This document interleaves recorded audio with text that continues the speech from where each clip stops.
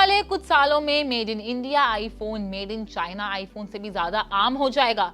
और क्या इंडिया अब दुनिया का सबसे बड़ा आईफोन मैन्युफैक्चरिंग हब बनने की तरफ बढ़ रहा है?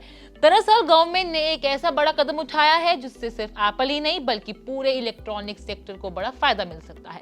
इंडियन गवर्नमेंट ने उन फॉरेन कंपनीज के लिए टैक्स एग्जेम्पशन को 2041 तक बढ़ाने का प्रस्ताव दिया है, जो इंडिया में कॉन्ट्रैक्ट मैन्युफैक्चरर्स को मशीनरी और हाई एंड इक्विपमेंट सप्लाई करती हैं। ये फैसला खास तौर पर एप्पल जैसी कंपनीज के लिए बड़ी राहत माना जा रहा है। दरअसल एप्पल पिछले कुछ सालों से अपनी मैन्युफैक्चरिंग को चाइना से बाहर डाइवर्सिफाई कर रहा है और इंडिया इस स्ट्रैटेजी का सबसे बड़ा हिस्सा बनकर उभर रहा है।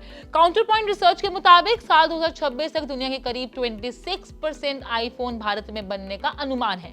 हैरानी की बात यह है कि सिर्फ 4 साल पहले यह आंकड़ा महज 6% था।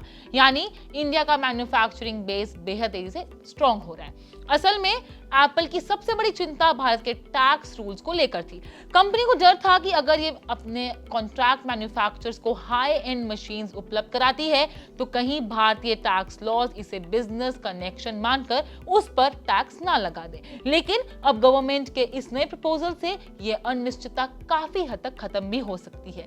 सिर्फ इतना ही नहीं, गवर्नमेंट ने इलेक्ट्रॉनिक्स मैन्युफैक्चरिंग में इस्तेमाल होने वाले पार्ट्स और कंपोनेंट्स को स्टोर करने और कॉन्ट्रैक्ट मैन्युफैक्चरर्स तक पहुंचाने वाली फॉरेन कंपनीज को भी टैक्स रिलीफ देने का प्रस्ताव रखा है। इसका फायदा mobile phone, tablet, laptop, wearable devices और हेयरिंग डिवाइसेस बनाने वाली कंपनियों को भी मिलेगा। हालांकि यह सुविधा मुख्य रूप से एक्सपोर्ट ओरिएंटेड मैन्युफैक्चरिंग के लिए होगी।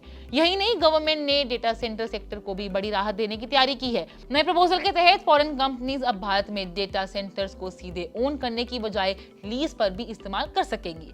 इससे क्या होगा? पहली बात तो कैपिटल कॉस्ट कम होगी और दूसरी बात स्मॉल ग्लोबल कंपनीज के लिए भी भारत में बिजनेस शुरू करने के आसान खुल जाएंगे। इसके अलावा डायमंड इंडस्ट्री को भी बूस्ट देने के लिए फॉरेन डायमंड माइनर्स और ट्रेडर्स को 15 साल की टैक्स रिलीफ देने का प्रस्ताव रखा गया है। इसका मकसद है इंडिया को ग्लोबल डायमंड ट्रेडिंग हब के तौर पर और भी स्ट्रांग बनाना है। अगर ये बिल पार्लियामेंट में पास हो जाता है तो इसका असर सिर्फ एप्पल तक सीमित नहीं रहेगा। इससे इलेक्ट्रॉनिक्स एक्सपोर्ट बढ़ सकते हैं, नई मैन्युफैक्चरिंग यूनिट्स लग सकती हैं, सप्लाई चेन और मजबूत होगी और लाखों नए जॉब्स बनने की संभावना भी होगी। यानी कि एक बात तो साफ है, भारत अब सिर्फ एक बड़ा कंज्यूमर मार्केट नहीं बल्कि दुनिया का अगला ग्लोबल मैन्युफैक्चरिंग हब बनने की दिशा में काफी तेजी से आगे बढ़ रहा है। अब देखना ये होगा कि गवर्नमेंट का ये बड़ा दाव आने वाले वर्षों में भारत को ग्लोबल इलेक्ट्रॉनिक्स इंडस्ट्री में कितनी बड़ी राहत दिला पाता है। आपकी क्या राय है? हमें कमेंट्स बॉक्स में जरूर बताएं और ऐसी हर फाइनेंशियल अपडेट के लिए, बिजनेस से हर जुड़ी अपडेट के लिए फैसले को फॉलो जरूर करें।